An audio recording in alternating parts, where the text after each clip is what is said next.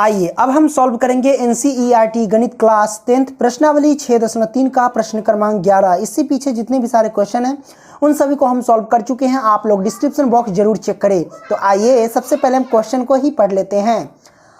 Question कहता है कि आकृति 6.40, तो ये हमारे पास आकृति 6.40 है। ठीक है, इसमें कहता है कि ए बी बराबर ए सी। यहाँ पे देख सकते हैं ये ए बी है और ये ए सी है। तो ए बी के जो बराबर है वो है भैया ए सी जो है ए बी के बराबर है। ठीक है, वाले एक समद्विबाहु त्रिभुज ए बी सी की बढ़ाई गई भुजा सी बी पर, देखिए ए बी सी है। ठीक है, इस ए बी सी जो त्रिभुज है उसके भुजा किस पे, सी बी पर। ये सी बी है, सी बी पर स्थित ई एक बिंदु है। तो यहाँ से आप देखिए यहाँ पे ई क्या है, एक स्थित एक बिंदु है। ठीक है, यदि ए डी लंब बी सी, आप देखो ए डी जो लंब है किस पर भैया, ए डी लंब किस पर है, बी सी पर। ये बी सी पर तो लंब है, तो इस तरीके से निशान लगा दो, या इधर भी होगा क्योंकि दोनों तरफ होगा लंब है तो। ठीक है, आपके बुक में एक तरफ दिया हो कोई दिक्कत नहीं, दोनों तरफ आप रख सकते हो।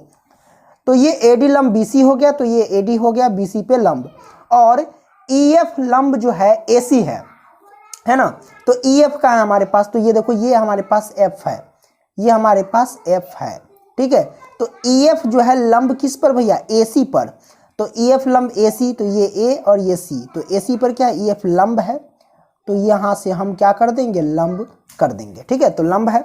तो सिद्ध कीजिए कि त्रिभुज ए बी डी समरूप त्रिभुज ई सी एफ। तो ए बी डी कौन है, यहाँ पे देख सकते हो ए बी डी, यानी ये त्रिभुज है। तो इस त्रिभुज को हम गाढ़ा कर देते हैं। ओके, तो जैसा कि आप देख सकते हैं मैंने यहाँ पे हाईलाइट कर दिया ए बी डी को। ठीक है, तो ये त्रिभुज हो गया, समरूप करना है किसका, ई सी एफ के, ई सी एफ, यानी ये त्रिभुज, इस त्रिभुज को भी हम हाईलाइट कर देते हैं। तो जैसा कि आप देख सकते हैं मैंने ई सी एफ को हाईलाइट कर दिया, ई सी एफ, ये हमारे पास त्रिभुज, मतलब ये त्रिभुज और इस त्रिभुज को समरूप सिद्ध करके बता देना है। तो आइए जो सबसे पहले दिया है उसी को हम लिख लेते हैं। तो जैसा कि आप देख सकते हैं मैंने लिखा कि दिया है ए बी बराबर ए सी, क्योंकि यहाँ पे देख सकते हैं ये ए बी भुजा ए सी के बराबर है, क्योंकि यहाँ पे कहा था ना ए बी बराबर ए सी, तो मैंने ए बी बराबर ए सी मैंने लिख दिया। और ए डी लंब बी सी, तो यहाँ पे देख सकते हैं ए डी लंब किस पे है, बी सी पे है। बी सी कह लो या फिर ई सी कह लो, दोनों एक ही बात है। ठीक है, और उसके बाद ई एफ लंब ए सी पे है, तो ई एफ लंब किस पे है, ए सी पे, तो ये हमारे पास ए सी पे है, ये मैंने लिख दिया। सिद्ध करना है त्रिभुज ए बी डी समरूप त्रिभुज ई सी एफ के, यानी ये है ए बी डी और ये है ई सी एफ, यानी इन दोनों त्रिभुज को क्या करना है, समरूप सिद्ध करके बता देना है। तो हम लिखेंगे क्या, चूंकि लिखते हैं चूंकि त्रिभुज ए बी डी एवं त्रिभुज ई सी एफ में, मैंने लिखा। अब इस दोनों त्रिभुज में गौर से देखो, दोनों त्रिभुज में आपको नजर आएगा कि भैया ये जो कोण डी है ना, कोण एफ के बराबर है। कोण डी क्या है, कोण एफ के बराबर। क्यों, क्योंकि ये भी 90 और ये भी 90। तो हम यहाँ से हम लिख सकते हैं कि कोण डी जो है भैया वो कोण एफ के बराबर है। तो यहाँ पे लिखते हैं कोण डी बराबर कोण एफ।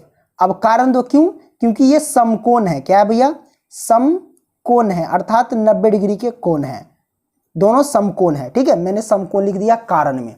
ओके, अब उसके बाद ध्यान से देखना जरा, फिर हमारे पास देख लो कि इन दोनों त्रिभुज में ये कोण जो है इस कोण के बराबर है।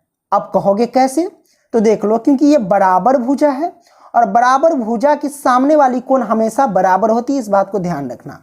तो इस भुजा के सामने वाली कोण यानी सम्मुख कोण, तो इस भुजा के सम्मुख कोण ये है, यानी कोण बी है। तो हम लिख सकते हैं कोण बी और बराबर, फिर हम क्या लिखेंगे कि इस भुजा के सामने, इस भुजा की हो गया, अब इस भुजा के सामने ये कोण सी है, तो ये कोण सी हो गया। तो मैंने बराबर कर दिया। अब कारण क्या देंगे, तो हम लिखेंगे क्या, बराबर भुजाओं के सम्मुख कोण है, लिख देते हैं बराबर भुजाओं के सम्मुख कोण, सम्मुख है ना, सम्मुख कोण जो होते हैं भैया वो हमेशा क्या होते हैं, बराबर ही होते हैं। तो ये मैंने लिख दिया, ये सम्मुख है, मैं यहाँ पे सही से कर देता हूँ। ठीक है, स म संयुक्त और इसको बोलते हैं हर्षुकार, ठीक है। सम्मुख, सम्मुख कोण क्या होते हैं, हमेशा बराबर होते हैं, ठीक है, बराबर भुजाओं के। तो यहाँ तक आ गया, तो आप देखोगे कि दो कोण आपस में तो बराबर हो गया। जब दो कोण आपस में बराबर होते हैं तो तीसरा कोण ऑटोमेटिक बराबर होता है। तो हम यहाँ पे क्या कह सकते हैं कि कोण कोण समरूपता कसौटी से, यानी कोण कोण समरूपता कसौटी, समरूपता कसौटी, कसौटी, तो कोण कोण समरूपता कसौटी से क्या हुआ भैया कि दोनों त्रिभुज समरूप हो गए, यानी त्रिभुज ए बी डी समरूप हो गए त्रिभुज ई सी एफ के, ठीक है। तो ये हमारे पास क्या हो गया, प्रूव हो गया। ओके, ठीक है, ये आपने सॉल्व कर लिया। आई होप कि ये क्वेश्चन आप समझ गए होंगे। वीडियो पसंद आया तो लाइक करो एंड दोस्तों को भी शेयर करो। धन्यवाद दोस्तों।